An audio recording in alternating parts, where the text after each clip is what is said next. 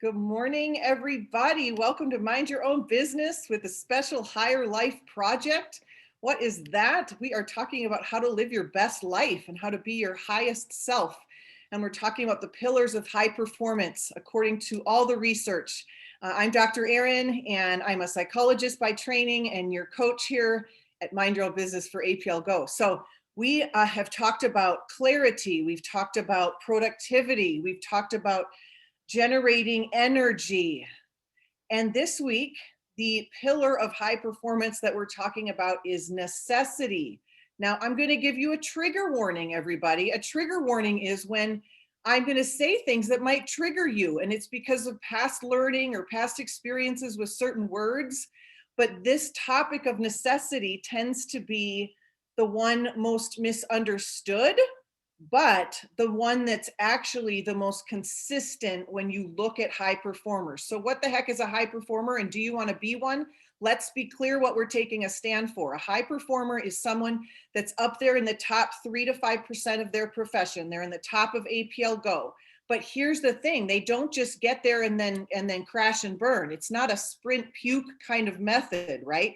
They stay there for years. It's the kind of people like Tina D'Angelo, where you see her on the leaderboard every single month. She was in a past company. I was like, I got to meet this girl. She's on that leaderboard every single month. It's the Oprah Winfrey model where for 20, 30 years, they don't crash and burn. That's what we're talking about. How do people win on repeat? And then last, high performers feel energized, joyful, confident. They're engaged in their life. They feel their day. They're not asleep at the wheel. And here's the craziest thing, and why I take a stand for it. They have the best relationships on the planet and the healthiest health. They don't sacrifice the things that matter to them most to get all this stuff that we're talking about. So when I say high performance, that's what we're talking about, okay? So let's talk about necessity. When you interview high performers, this is what they say. It's like, how do you work so hard, or how do you keep going? And they say things like this. And I want you to see which ones resonate with you, and maybe put in the chat room if one resonates with you more. And if you don't say any of these to yourself, that's okay. You're going to develop that ability, okay? But they'll say things like, it's just who I am, or I can't imagine doing anything else, or this is what I was made to do, or they have a sense of obligation and duty to others. So they might say things like, people need me, they're counting on me, or I can't miss this opportunity, or if I don't do this, I'll regret it forever. That's what we're talking about when it comes to necessity. There's two ways that we're going to drive necessity internally, and two ways externally that we're going to cover today. And then I have a special little video I want to share with you before we open up for discussion. So when you look at the two internal drivers, what motivates people internally to be excellent and to seek excellence and have a necessity about them, the first is their identity and the second is obsession. So let's walk through it. Again, trigger warning. These are not bad words, okay? So the first one is identity. People who are high performers, they're not operating from a sense of what I call the 4 Ps of pain. They're not trying to perfect, prove, please, or perform their way to their goals or their worth on the planet. I'll say that again. They're not trying to perfect, prove, please, or perform their way to their goals or their worth on the planet. So if they're not doing that, what are they? They're being pulled out of necessity, and that thing is called identity. What's so great is where I put this course, we've already established who your highest self you want to be in APL Go. Share with us in the chat room, what are the 3 words that define who you want to be? Those are your values. Those are your standards for excellence, aren't they? It's more, necessity is about you feel an urge to be the person you say you want to be. And so in a sense, there is some pushing, but it's more being pulled. And I want you to imagine, I had this vision this morning. What are we being pulled by? It's being pulled by your why. Good thing we've already declared that too. It's almost like the why is like, come on, Erin, we're going and we're not stopping till we get there. And if you are in touch with your why every single day, which we talked about creating prompts for that, and you're in touch with who you need to be, you are going to feel a sense of necessity to be that person. Now, the trigger word necessity, right? We think it's about having to do something. And I'm going to be bold. It kind of is. When you look at high performers, at least, which is what we're talking about, there is something in them that they've generated that they have to do this thing. Now, I always say, you're not competing with others, you're competing with your dream. That sentence right there can change your life, by the way. And in network marketing, we really need to put down the comparitis and we need to compete with our dreams. Because my dream's different than Kevin's dreams, different than Marie's dreams, different than Lori's dream. But you better be competing with that dream to get there, is what I'm trying to say. So my dream and I, we're like, we gots to go. We gotta go. We have a dream to fulfill. I am partnering up with God to fulfill my dream. And I'm accountable to God. And I'm accountable to what I've declared. So the first internal driver is your identity. The second is an obsession. Again, trigger word. Obsessions, if you look at the most happy, successful people, it's the thing they have in common. Obsession is not bad. Addiction is bad. The definition of addiction is doing something with negative consequences attached. Obsession doesn't have to be negative. I am obsessed, and I hope that some of you are, being a great wife or a great parent or a great friend. I'm obsessed with greatness. I'm obsessed with it. I'm obsessed with excellence. I'm obsessed with personal development. I'm obsessed with business. I love it. It energizes me. I'm obsessed with health. I'm obsessed with Garth and I's dream. I'm obsessed with it. You need to get a little obsessed. Share it with us below. What are you obsessed with? Are you obsessed with setting yourself free? What are you obsessed with? It's your why. I would hope that you're obsessed with your why. Okay? And then the two external drivers. The first is, trigger warning, duty, obligation, service, purpose. What do I mean by this? I want you to write this down. I want you to say this to yourself every time your butt hits your desk. Who needs me on my A game the most right now? Who needs me on my A game the most right now? So there is a sense internally we're being pulled to reach our own dreams and goals and values and identity and see that through. And externally we're doing it for others as well. And we ought to be. There's this saying, to whom much is given, much is required, right?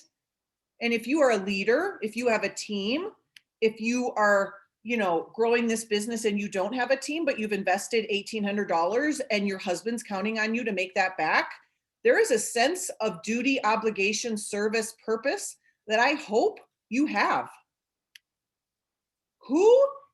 Right in there, who needs you to be on your A game? Some of you, it might be someone else. Some of you, it might be your own darn self. Do you need to finally be on your A game for yourself? Remember, we talked about high performers assess themselves. They don't judge themselves, but they're constantly assessing. Was I on my A game today? Was I? Did I serve others greatly today? Did I have necessity in what I do? Okay. Remember, productivity is a measure of like, how well am I moving the needle on my dream? But it's a measure of two. Motivation is about how am I serving others greatly, right? So there's a necessity behind what we're doing for others. So duty, obligation, purpose, service, that's kind of the first external force. And the second is urgency. What do I mean by urgency? A couple concepts around this of, do you have a sense of a real deadline in your life for certain things? So let's say I want to enroll 100 people in a year. My sense of urgency and my real deadline is that comes out to about 8 a month. I have an urgency about that because I know a year from now I want my income to be a certain mark, So lest I forget what that goal is or not want to work or want, I have a sense of urgency, a real deadline. Okay. As you get more successful in APL Go, you will be approached with other people's sense of urgency. They will want you, they will want to ask questions, they will want all these things, right? Which is fine. But Brendan Burchard, my mentor, he taught us to ask for what's the real deadline on this? Like the world's going to explode if it doesn't happen by this time. So if someone calls and says, hey, can you write a foreword in my book? I'm going to say, absolutely. When's the real deadline? Like the actual deadline you need this done. And they'll be like, September 15th. Awesome. I don't stop what I'm doing to go and do all these other things. Do you know emails are other people's sense of urgency for your life? So we've got to mind that. So again, necessity, what is the thing I must do? Joby puts it like this, and I might botch it, Joby, but it's the thing that I can't not do. That really, oh good, that really is your why. And Michelle taught us in Ohio this weekend, APL Go is not the destination, it's the vehicle. We've talked about this. We weren't born to sell candy on this planet. I mean, maybe you can find your purpose in that, but you don't have to. It's your vehicle. But your vehicle to make sure you do what? That's your why. So you see how you can't have necessity without a why, and you can't have necessity without a sense of identity or ideal self. So those are the pillars that we always have to be asking. Am I doing the thing that moves the needle towards my dream? Does this get me closer to? How do I need to be today? This is necessity. So I want to leave you with a quote and then a little video, and we'll open it up. So the quote is this: sometimes the fastest way to get back in the game is to expect something from yourself again. Are you expecting something from yourself? Are you willing to put yourself on the line a little bit? Someone once said to me, I never made promises to myself because I knew I'd want to keep them. That's not what we're going to do here. That's mediocre. We're not going to live like that. Not for high performers. Happy, joyous, and free. We're going to start expecting something from ourselves. And I'll even rephrase it. Sometimes the fastest way to get in the game. Some of us need to get in the game, not get back in the game. We haven't even gotten in the game. Is to expect something from ourselves. Be bold. Next week is courage. We're going to end with courage, and it's going to be courageous to start small, and it's going to be courageous to fear being embarrassed, and it's courageous to put yourself on the line and say, this is the thing that I can't not do. I'm going to go do it. It takes courage, but it's worth it. The alternative is not good. Okay, so we love Les Brown. Don't we all love Les Brown? So I'm going to share with you his 6-minute speech of You Got to Be Hungry. If you don't know him, he's the world's #1 motivational speaker. And he's got a great history and a great story. He actually came from network marketing. That's where he made his first money. And this talk that you're giving, you're going to see, I think there's like 5 million views or something crazy like that. It was in Atlanta, and he was backstage, and there's this whole stadium of people, and he didn't know there was going to be that many people. And he tells a story of just how terrified he was. And someone said, like, well, this is what you have to go do. But I want you to listen to this through the reference of being hungry in APL Go. Okay. So you can see it, Marie? Kevin? Okay. Identified as mentally retarded, put back from the 5th grade into the 4th grade, and stayed in that category until I got out of high school. I don't have any college training, but I met a high school teacher who one day changed my life. I was waiting on another student, and when he came in, he said to me, young man, go to the board and write what I'm about to tell you. And I said, I can't do that, sir. He said, why not? I said, I'm not one of your students. He said, it doesn't matter. Follow my directions now. I said, I can't do that, sir. He said, why not? I said, because I'm educable mentally retarded. And he came from behind his desk and he looked at me. He said, don't ever say that again. Someone's opinion of you does not have to become your reality. And as he talked, my heart began to beat fast. Tears began to run down my eyes, and I was in the back just listening to him, because the speech he was giving, that speech was for me. And he said, Les Brown, he said, if you want to do anything worthwhile in life, you've got to be hungry. I told Mr. Washington I wanted to become a disc jockey. And so I started working to develop myself. He said, I want you to practice every day being a disc jockey. I said, but I don't have any job now. He said, it doesn't matter. He said that it's better to be prepared for an opportunity and not have one than to have an opportunity and not be prepared. And as I was working to develop myself, I applied for a job as a disc jockey, WMBM on Miami Beach. I went to a guy named Milton Butterball. I said, how you doing, Mr. Butterball? I'd like to get a job as a disc jockey. He looked at me, he said, you have any broadcast background? I said, no, sir, I don't. Do you have any journalism background? I said, no, sir, I don't. He said, we don't have any jobs available. I said, yes, sir. I went back to Mr. Washington and I told him, he said, don't take it personally. He said, most people are so negative, they will have to say no 7 times before they say yes. He said, go back again.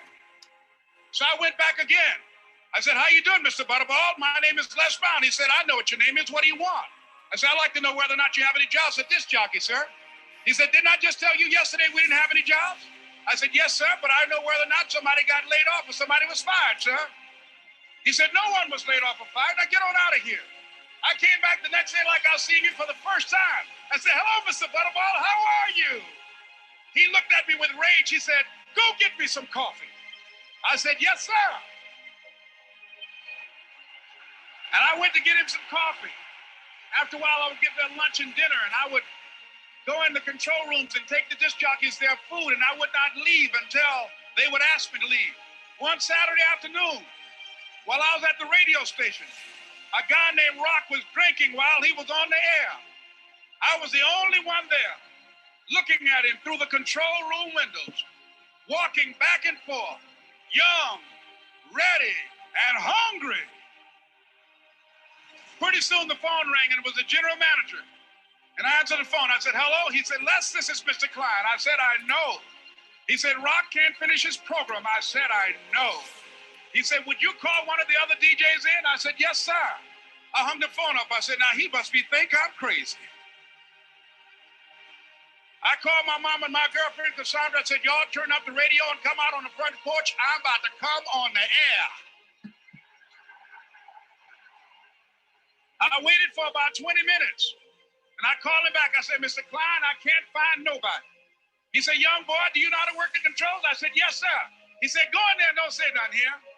I said, yes, sir. I couldn't wait to get behind those controls. I put on an old Stevie Wonder record called Fingertips. I sat down behind that turntable. I said, look out, this is me, LB Triple P. Les Brown, your platter playing papa. There were none before me and there will be none after me. Therefore, that makes me the one and only. Young and single and love to mingle, certified, bona fide, indubitably qualified to bring you satisfaction, a whole lot of action. Look out, baby, I'm your love man. I was hungry. I was hungry. You got to be hungry.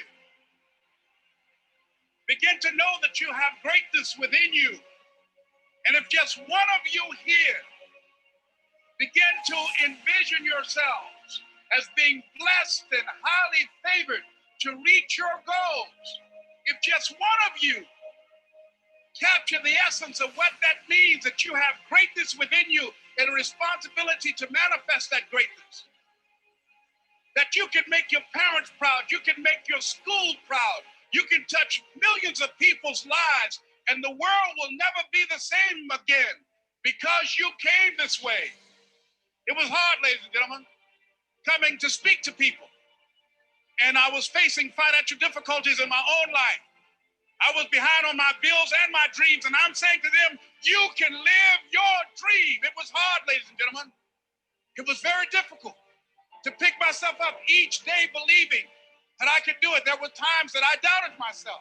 I used to ask myself, can I do this? And something said within me, you're the one. Don't give up on your dream.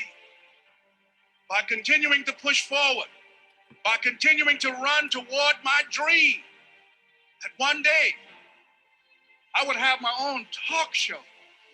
It's a long shot, ladies and gentlemen, from Liberty City, an abandoned building on a floor, never knowing my mother or father. It's a long shot.